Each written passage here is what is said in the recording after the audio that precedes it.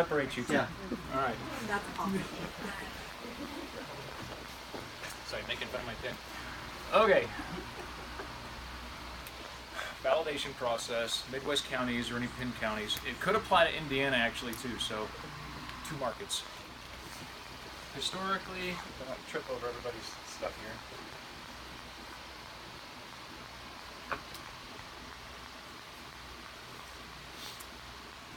All right. Currently, obviously, we have our existing pin, current, and then our prior underlying pins, right, via property extract. What they'll have to do when new subdivisions come in, they'll create temporary accounts, and those temporary accounts will reflect the type of subdivision or the type of property. So the number that they use to identify that pin equivalent for now will be, I think it was the dock number of the plat with some variation. So it will be, and John, you might have some insight into what that is. Yeah. So is it? Okay. I think they put the lot number Okay. Well, that's a lot. And when they do that, there's a connection, right, between that and its underlying pin, correct? So that you have an overlying underlying. And again, these are temp, but it has fragments, already has pieces of what its subdivision geo equivalent is. Okay? Not terribly intuitive, but I mean, it makes sense. It makes sense. Later on, when the pins come in for those lots or those property elements, you know what's going to happen, all the replacement, etc. Meanwhile, we have all of the new geographic legal information that will be added to the plans, the search as. Okay, so I'm going to mark this as the search as properties. And those will be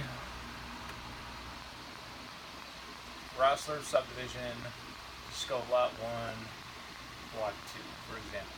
Okay, and the elements to search those will be subdivision name, lot, block, or it could be a book pay or doc number, because it's in Midwestern counties.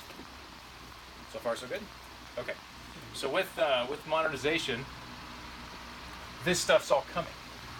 So this is a new feature. So here's the idea. In the maintenance application, instead of creating temporary accounts, they would actually create the geo-legal account and get rid of these temporary accounts. So there would be 2 types of geo-legals. They would be the modernized, we'll call them legacy for now, legacy legals. And you'd have these new ones that they would create. In PM3, provide a module that allows them to summon this subdivision, list all of these lots out from that subdivision, and all they would have to do in this screen is input the, yeah. And so what's going to happen is, when they execute that, it would automatically take this information here that was associated to these pins, because they would have tied these obviously to the pin value, the underlying pin. It would break these relationships, recreate them with the new pin. I'm going to just put it over here for now. So these would be the new pins. Create those relationships over here.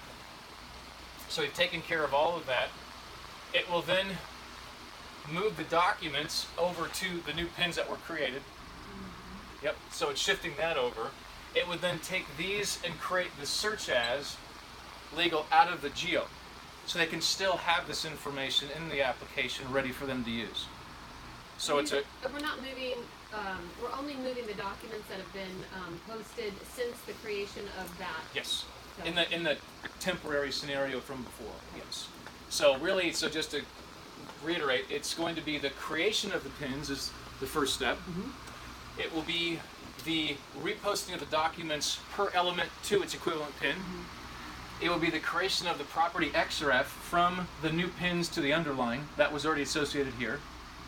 It will be the removal of this into a search as type legal in the database. Done. That way, there's no validation that anybody has to do outside of saying, go. Very It efficient. will save a ton, because I think that validation process right now, it takes weeks Really? and weeks to do. Weeks of manual to do. Wow, that's huge. So, Eric, do you want to work for Black Diamond? I just wondered. well, same company. Higher. Sorry, Clem. Yeah. Any Thank you, Nancy. any questions? I don't think so. Does it make sense? Yeah. Pretty cut and dry. I think so. Moving over